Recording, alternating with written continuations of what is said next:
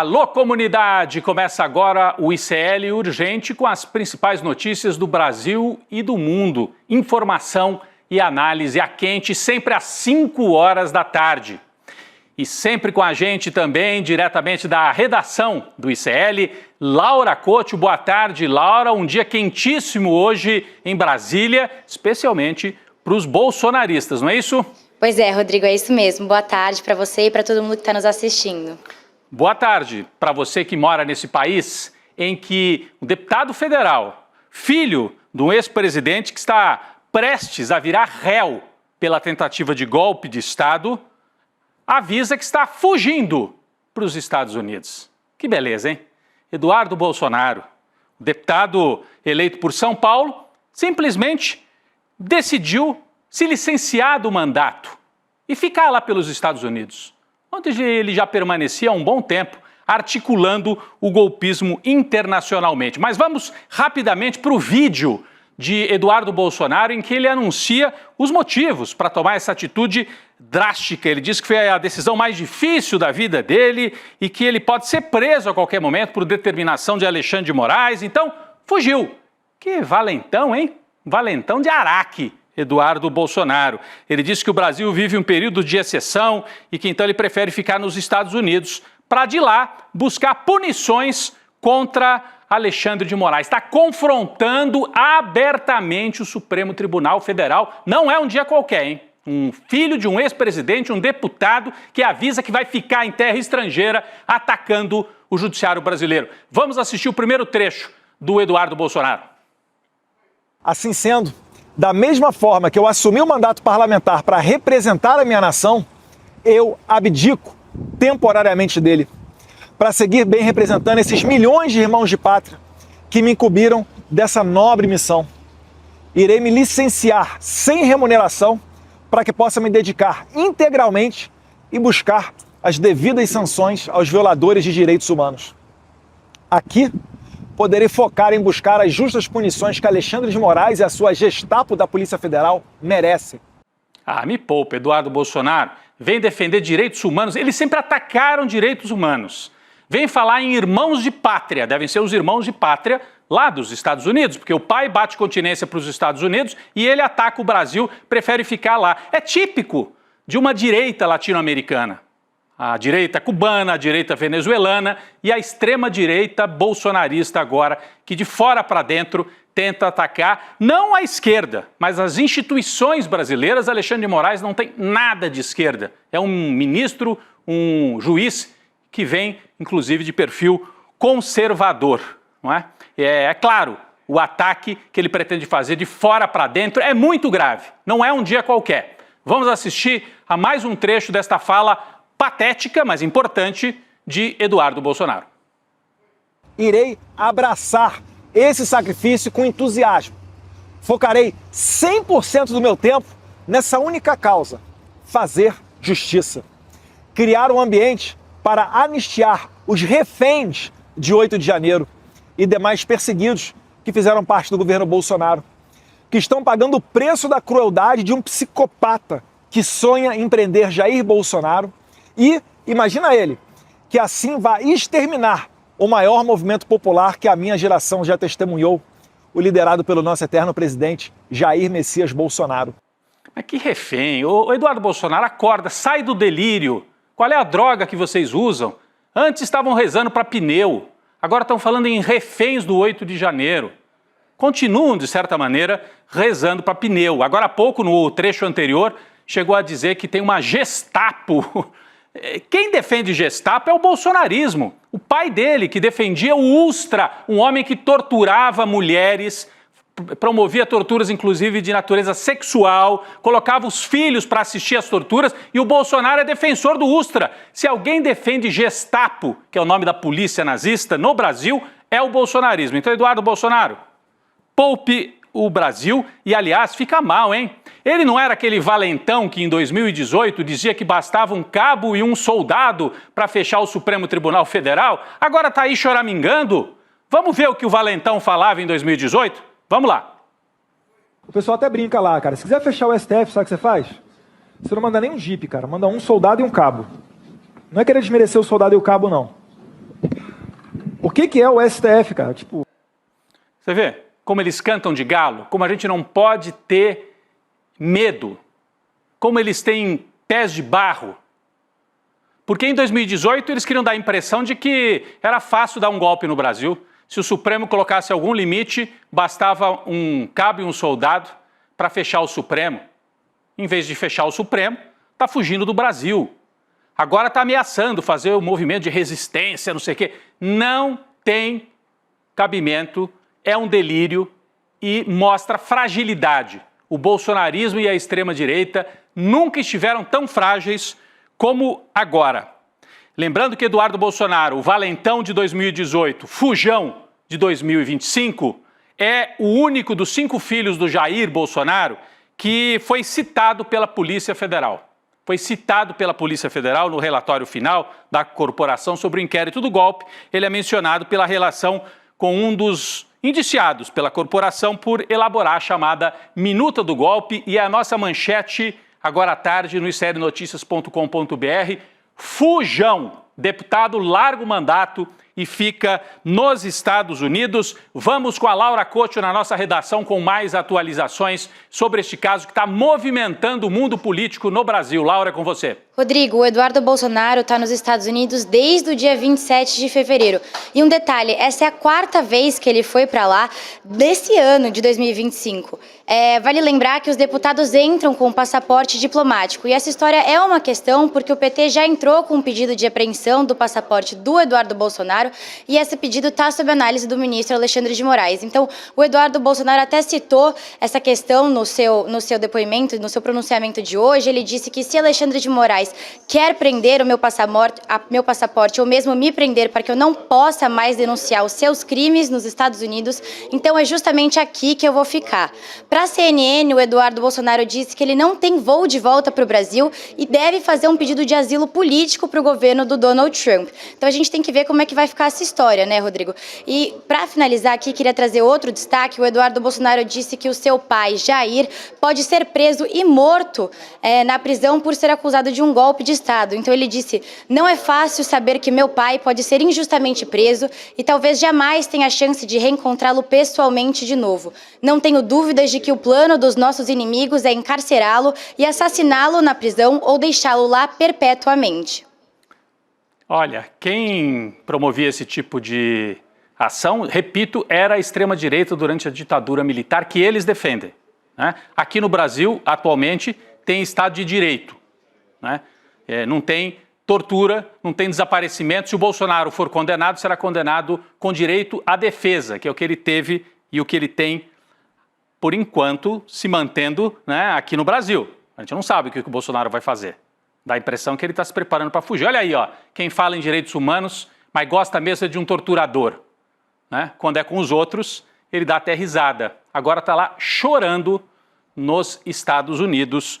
Vergonhoso. O valentão que mandava fechar o Supremo com um cabo e um soldado está chorando e vai procurar a ajuda do Donald Trump.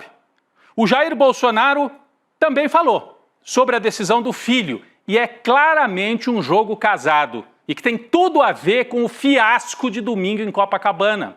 O Eduardo chora de lá, o Jair Bolsonaro ameaça chorar de cá. Vamos colocar um trecho da fala do Bolsonaro em que ele disse os maiores absurdos. Eu até não vou colocar o trecho em que ele fala em nazismo, porque ele é defensor de algo próximo ao nazismo.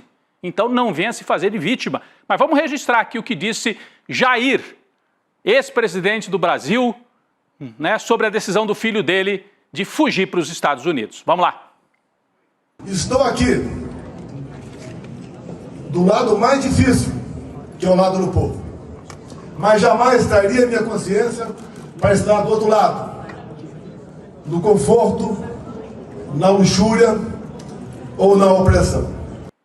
Olha lá, é uma tentativa danada de chorar, né? Porque eu estou chamando o Eduardo Bolsonaro de fujão, mas não é só fujão, é chorão também. Chorão. Eu acho que as pessoas têm direito de chorar. Mas para quem gosta de posar de machão, de que faz, acontece, gosta de mostrar camisa de torturador, estão passando por um processo com todo o direito à defesa, com tudo que eles não davam para os opositores da ditadura nos anos 60 e 70, e aí choram. Depois do pronunciamento gravado nos Estados Unidos, que a Laura mostrou agora há pouco, né, o Eduardo Bolsonaro foi dar uma entrevista para um canal de extrema-direita, um canal de extremistas brasileiros. A gente não pode rodar as imagens, mas ele aparece na tela, nós temos aqui, né, um print, como a gente diz, assim, uma tela parada, está dando entrevista para o Lacombe, jornalista, supostamente. Então ele começa assim, começa a falar, de repente faz uma cara de emocionado, e aí vamos para a próxima tela, ele se abaixa, ele some da tela. Aí, ó, cadê o Eduardo? Se enfiou debaixo da mesa, se enfiou debaixo da mesa durante a entrevista. Depois ele vai reaparecendo, olha a orelha dele ali, ó, vai subindo. Não sei se é teatro, se está mesmo emocionado, se está com medo, e aí ele reaparece com uma cara toda vermelha, com uma cara de choro. Esse é o Eduardo Bolsonaro chorando numa entrevista para um canal de extrema-direita. Repito, toda esta encenação, tudo isso que nós estamos vendo nesta terça-feira tem muito a ver com a flopada, com o fiasco, com o fracasso de Copacabana. É o desdobramento daquilo. Nós temos imagens, né, do que aconteceu em Copacabana. Repito, não é pouquíssima gente. Tinha lá 20 mil pessoas, 18 mil, muita gente na praia tomando sol. Mas o Jair esperava uma multidão que o permitisse confrontar o Supremo e arrancar pelo menos um projeto de anistia. E ele saiu desta manifestação derrotado, né? Não param de vir memes. Bom, a maior de todas as imagens foi aquela foto, né, atrás do Jair Bolsonaro, escrito sem anistia. Mas o grande chargista Miguel Paiva, com quem eu trabalhei, fez hoje uma charge interessante também, uma espécie de um balanço do fiasco de Copacabana. A charge que foi publicada no Brasil 247, Miguel Paiva. Domingão em Copacabana.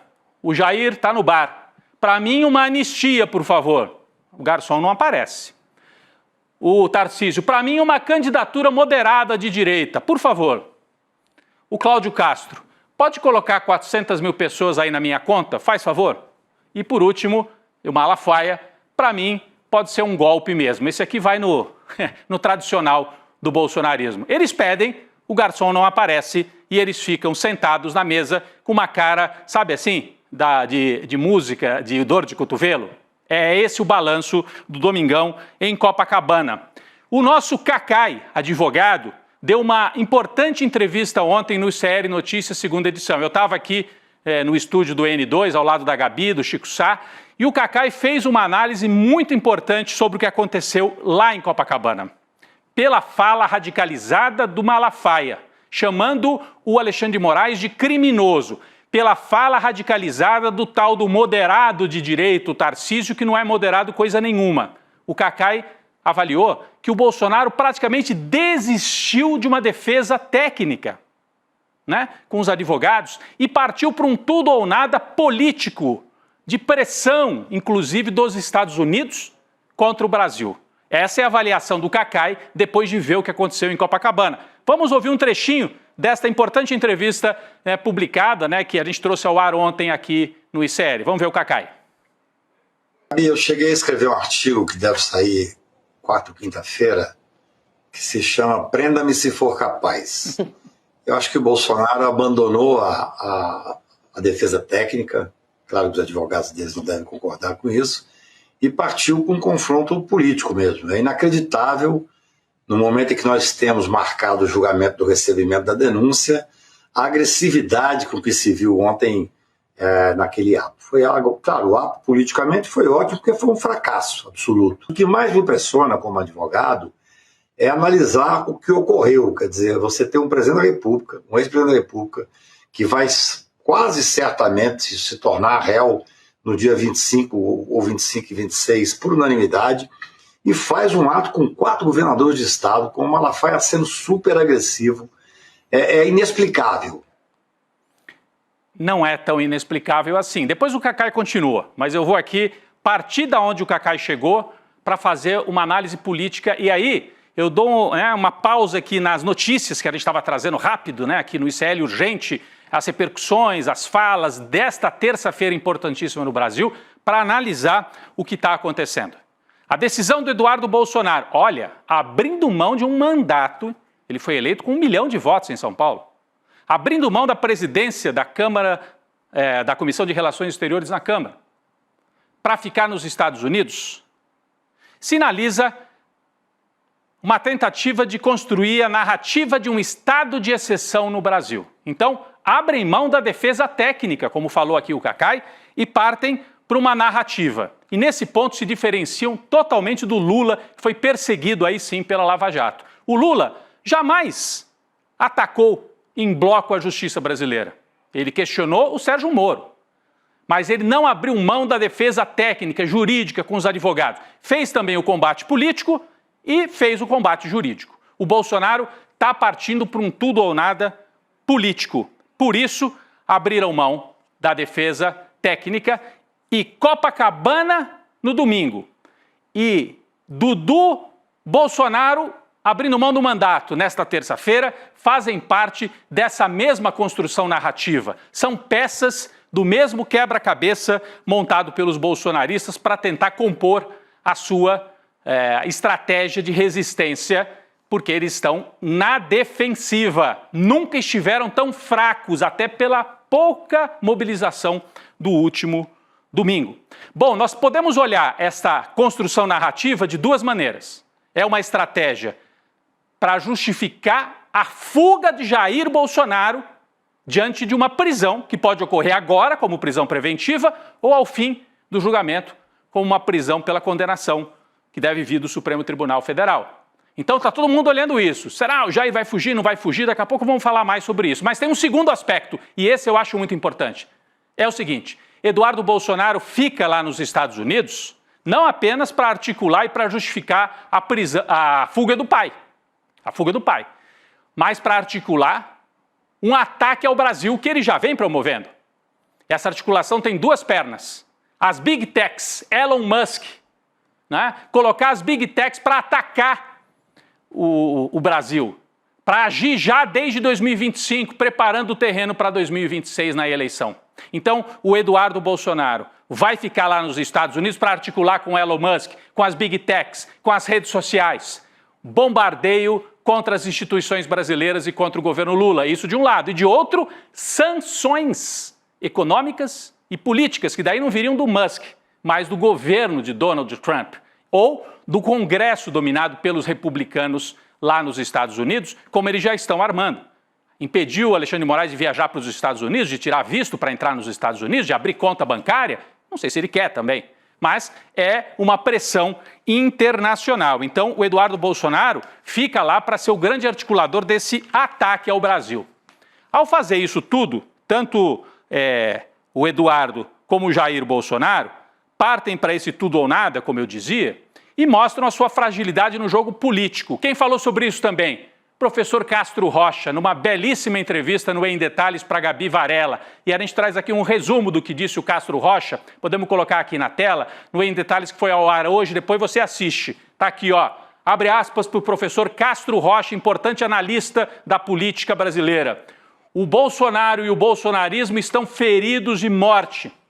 Está em estado terminal a capacidade do ex-presidente de mobilizar multidões. E se ele está em estado terminal de mobilização interna, ele vai tentar fazer a mobilização de fora para dentro, questionando as instituições brasileiras. Diante disso, se o bolsonarismo perde capacidade, principalmente a família Bolsonaro, fica uma avenida aberta para outros nomes de direita. Por isso que tem o plano T aqui, ó, que você vê aí na nossa tela. A Veja lançou o plano T do Tarcísio. O Tarcísio é cotado para substituir o legado do bolsonarismo. Mas qual é o paletó que ele vai vestir? Do radical que questiona o Supremo e que justifica um deputado ficar lá nos Estados Unidos atacando de fora para dentro o Brasil? Vai fazer isso? Ou vai vestir o paletó do moderado, que ele está aqui, ó, na capa da Veja? Moderado, entre aspas.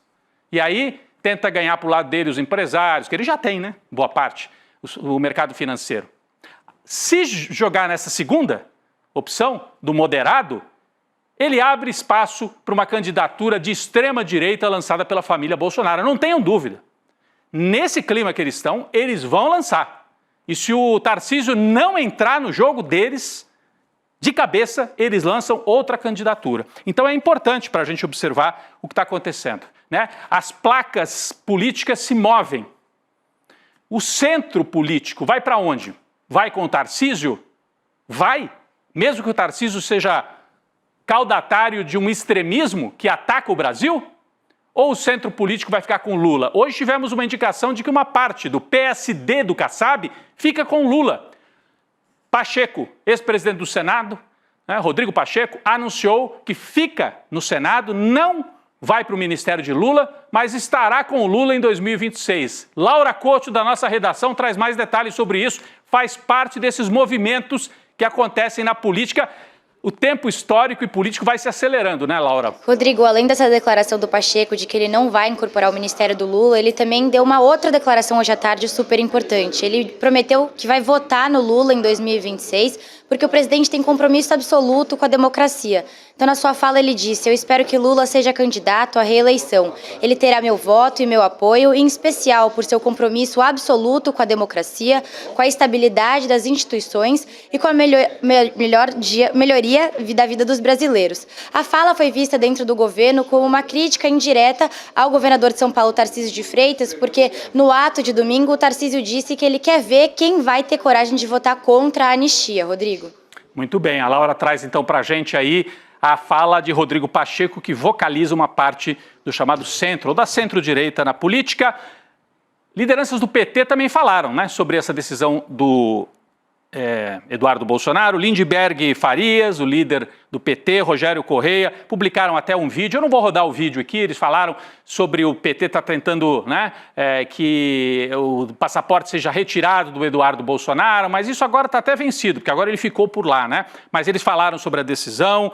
E a Maria do Rosário, deputada Maria do Rosário também falou. Eu chamaria aqui a mensagem da Maria do Rosário, porque ela foi uma das primeiras a ser agredida, quase que levou um tapa, um empurrão ela levou do Bolsonaro, lá na época em que ele era deputado. A Maria do Rosário diz: Eduardo Bolsonaro acaba de anunciar que vai abrir mão do mandato de deputado e ficar pelos Estados Unidos. Só cuida para não ser deportado pelo melhor amigo, hein? O Mr. Trump. Tchau, querido, manda a Maria do Rosário, tipo, tchau e bênção, meu filho, né? Bom, a decisão do Eduardo Bolsonaro faz com que ele perca a chance de presidir a Comissão de Relações Exteriores, né?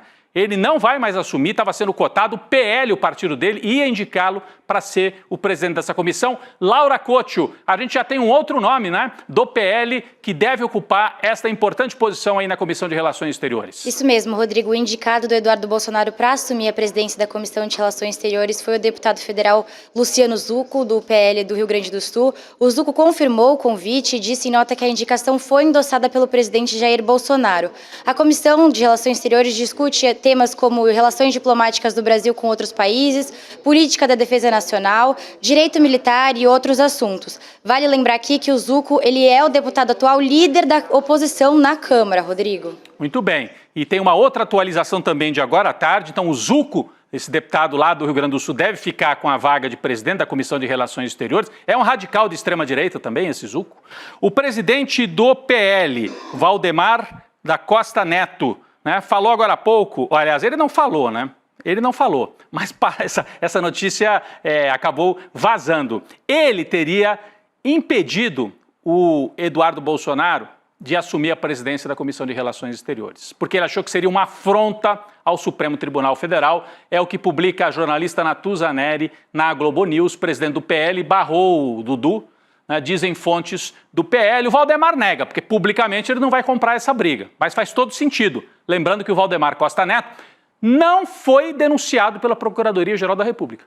Foi indiciado pela PF e o PGR tirou da denúncia. Por que será, hein? Para deixar talvez um sinal assim de que, Valdemar, maneira, nós queremos, né, ir para cima dos golpistas principais, família Bolsonaro e militares. E o Valdemar agora ajuda a maneirar um pouco, a colocar um pouco de panos quentes, impedindo talvez o Eduardo Bolsonaro de assumir esta presidência. Olha, esse noticiário importante de hoje, a decisão de Eduardo Bolsonaro de abrir mão do mandato de deputado federal, fugir para os Estados Unidos, o valentão que virou fujão, de certa maneira, acabou, né, tomando o espaço num dia muito importante para o governo Lula. O governo Lula trouxe notícia boa sobre imposto de renda nesta terça-feira. O governo anunciou hoje a ampliação da faixa de isenção para quem ganha até R$5.000. Então, essa é uma aposta do governo Lula. Ele assina o projeto de lei que agora vai para o Congresso, isentando quem ganha até R$5.000 de imposto de renda. A Laura Couto vai explicar melhor para a gente, porque, Laura, além de isentar totalmente quem ganha até R$5.000, há uma isenção aí parcial para quem ganha entre R$5.000 e R$7.500. Então, pega aí uma classe média também, isso tem que passar pelo Congresso, não é? Exatamente, Rodrigo. O projeto ainda precisa passar para o Congresso Nacional para ser aprovado, mas a expectativa é de que essa nova faixa de isenção já entre em vigor em 2026. O anúncio foi feito hoje pela manhã e contou com a participação dos presidentes da Câmara, Hugo Mota, o presidente do Senado, Davi Alcolumbre, além de líderes do Congresso e ministros do governo Lula. Eu vou explicar aqui para ficar um pouco mais claro para quem está assistindo a gente. A isenção total do imposto de renda foi ampliada para quem ganha até R$5.000. Atualmente, a isenção é para quem ganha até R$2.824. Além disso, quem tem uma renda mensal entre R$5.000 e R$7.000, a isenção vai ser parcial. E quem ganha mais de R$7.000 por mês está sujeito a uma alíquota máxima de 27,5%. Rodrigo.